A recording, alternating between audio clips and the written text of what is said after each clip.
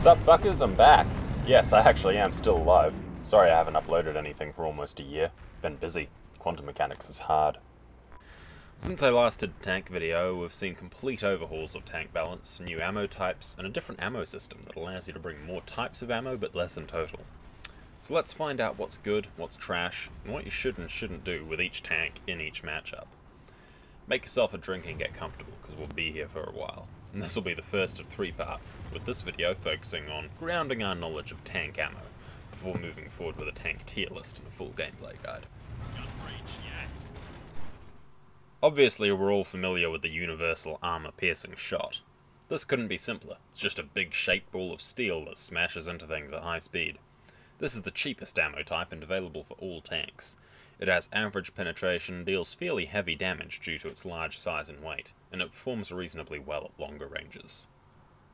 Armor-piercing high explosive is a more advanced version, which has explosives buried inside the shell which go off after impact. If it penetrates, the internal explosion wreaks havoc on the inside of the target. In-game, the effects of APHE are frequently conflated with the effects of APC, armor-piercing capped. The cap of a capped AP shell is a layer of softer steel on the front of the solid AP. The function of this soft cap is to help reorient the shell on impact, so that it hits the armor at a flatter angle. This is what the in-game descriptions mean when they refer to a large normalization angle. It can also protect the main AP shot from being damaged by the armor, slightly improving penetration. Most APHE shells in-game are also capped, which means they have the dual purpose of increasing damage and improving penetration on sloped armor, and vice versa, many APC shells also deal increased damage compared to the regular AP. However, some APC and APHE shells do not penetrate flat armor as well as the regular AP does, and please note, APHE is not a high explosive shell and is not effective against infantry. It only damages tanks. As some interesting trivia, the Panzergranate 39 round, available to all German tanks mounting a 75mm gun or larger, is classified in-game as AP, but is in fact an armor-piercing capped, ballistic-capped high-explosive round, with a bursting charge, a cap, and an aerodynamic ballistic cap, which in real life reduces drag, but in-game has no function. Because of this, heavy German guns do not get any form of APHE or APC, but their stock AP is much stronger than that of other factions. This gives German tankers the significant quality of life perk of getting great ammo options immediately after buying a new medium or heavy tank, and being able to spam high damage ammo with good penetration at an extremely affordable ammo cost. The disadvantage is that as an AP round, Panzergranate 39 does not receive the normalization angle bonus that official APC and APHE rounds do. Even though its nominal damage and penetration are excellent, it makes sloped armor particularly helpful against German guns. Armor-piercing incendiary is equivalent to APHE but for smaller caliber guns, available for the MGs and 2cm autocannons of the starter tanks and German Panzer II models. Notably, none of the API options in-game are capped, although some do have better base penetration than their regular AP counterparts and all deal more damage. Armor-piercing composite rigid, or APCR, is a more interesting ammo type. This is one of the oldest ammo types in-game, but has been reworked over the years to gradually make it more similar to how it works in real life. APCR consists of a long, narrow dart made of a hard, dense metal like tungsten, encased in a softer, lighter metal shell. The sub-caliber dart is capable of exceptional penetration versus flat armor, but it has many downsides. Since only the small central dart penetrates, the damage to the target is less than what you get for a solid AP shell, and it has a fairly poor normalization angle, reducing its effectiveness on angled armor. It also suffers from high drag in flight, and as a result it slows down quickly over distance and does not penetrate very well at longer ranges. In-game, this is reflected as a reduced maximum fall-off range. Whereas APCR drops to 10% of normal penetration at 1000 meters, AP, APHE and APC for most tanks drops off to 10% of normal penetration at 1500 meters, meaning at very long range AP will pen more than APCR does for any given tank, though the exact crossover point varies wildly. The result is a shell that allows you to defeat heavy armor at close range, but sacrifices long-range performance and raw damage. I find it particularly useful for knocking out vital components like the gun breech, which are usually protected behind armour too thick for other shell types to penetrate. Another fun fact, APCR is the direct predecessor to the main anti-tank round used by modern tanks, armour-piercing discarding sabot. This is the same as APCR, with its super dense sub-caliber dart in the centre of a much larger shell. But whereas APCR's outer shell follows it all the way to the tank, causing significant drag and reducing performance at range, APDS gets its name from discarding its sabot as it leaves the barrel. This greatly reduces drag without reducing performance, and it enables APDS to penetrate armour at extreme ranges. But World War II rifled tank barrels could not fire this ammo accurately, and so modern tanks use fins and smoothbore barrels to achieve APDS precision. In the 1940s, if you want penetration at extremely long ranges, you need heat ammo, which has nothing to do with temperature and is actually short for high explosive anti-tank. Heat essentially uses a specially shaped explosive lined with metal, which, on contact with a hard surface, explodes in just the right way as to deform the metal into a long, slender dart. This dart is propelled into the armour by the explosive and penetrates armour in a similar fashion to how an APCR penetrator does. The difference is in where the energy comes from.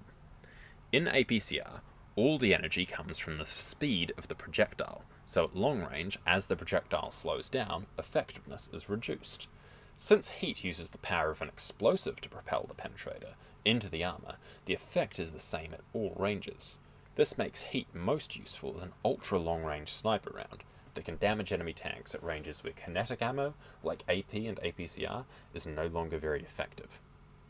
The explosion on impact also has the secondary effect of injuring any nearby infantry, but the effect is relatively weak compared to a full-powered HE shell. Speaking of HE, there's also new types of anti-infantry loads. HE and shrapnel are two sides of the same coin, though HE is available to more tanks.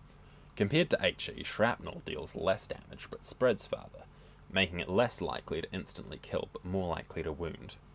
I personally prefer HE over shrapnel, since I find that explosions are often limited by map geometry and cover, as well as mere blast radius, and I consider an instant kill to be of far greater value than slow ticks of damage. But if you disagree, then shrapnel is for you.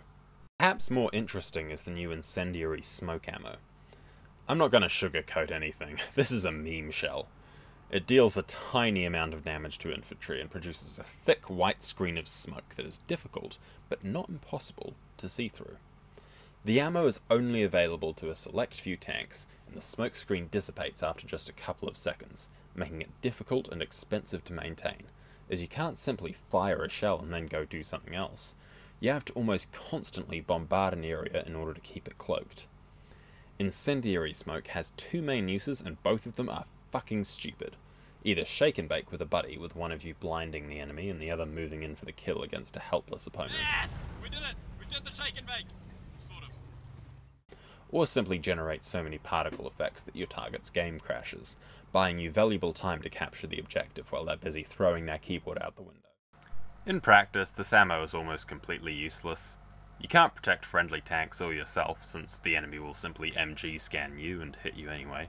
You can't protect friendly infantry, since they'll usually report you for dealing like 5 damage to them, and you usually can't derive any advantage from trying to blind the enemy. If they already know where you are, they'll just keep shooting you through it, and even if they don't, you could have just gotten the drop on them with a well-placed APCR to the gun breech, which will win you the fight much more reliably. Basically, the smoke clouds are too small and too easy to see through, and just don't provide enough cover, and they should either deal no damage or deal heavy damage, because at the moment they're the worst of both worlds, and deal just enough to get you reported for griefing, but not enough to actually threaten enemy infantry. Smoke rounds did become a lot better with the last tank update, since now you can carry 2 other ammo types rather than just one, so you're not completely helpless versus either infantry or tanks. And you can switch ammo types fluidly enough to weave in an APHE round before the smoke expires and you need to switch back to another, meaning you can finally threaten the enemy tanks you're smoking, although your DPS will be halved at best and your own accuracy will be reduced. Obviously, some of these ammo types are better than others, but which are best depends on your tank. Each tank can equip up to 3 ammo types, and your total ammo reserve is divided between them, with the ammo you equip first receiving the biggest portion of your reserve. Suppose you had a tank with 100 rounds total. If you equip AP and then HE, you would get 60 rounds of AP and 40 rounds of HE, and if you equip AP, then HE, then APCR, you would get 50 rounds of AP, 30 rounds of HE, and 20 rounds of APCR. The obvious application is to bring more of the ammo you expect to use a lot of. For example, in a vehicle like a Tiger II with powerful AP and a relatively underwhelming APCR, you might want to put AP in your first slot so you get as much of your best ammo as possible. However, sometimes it may be best to bring 2 of the same ammo type. You can buy a second copy of any ammo type except stock AP by going to the Tank Specialist ribbon, finding the unlock level for the ammo type you want, clicking on it, and you get a prompt to buy ammo even if you already own a copy of it. You can thus bring 2 loads of a single ammo type, and because of the way the ammo resupplies work, if you deplete any single ammo type, the ammo resupply process begins, even if you still have some ordnance left. You can then use your other ammo slots while the resupply is underway, and hopefully by the time you run out of your other ammo, the resupply will have completed, and you can start the same process over again. This is particularly effective for tanks that have only one desirable ammo type, and very low total ammo capacity, specifically the IS-2 and SU-100, which are otherwise horribly kneecapped by their very low ammo reserves.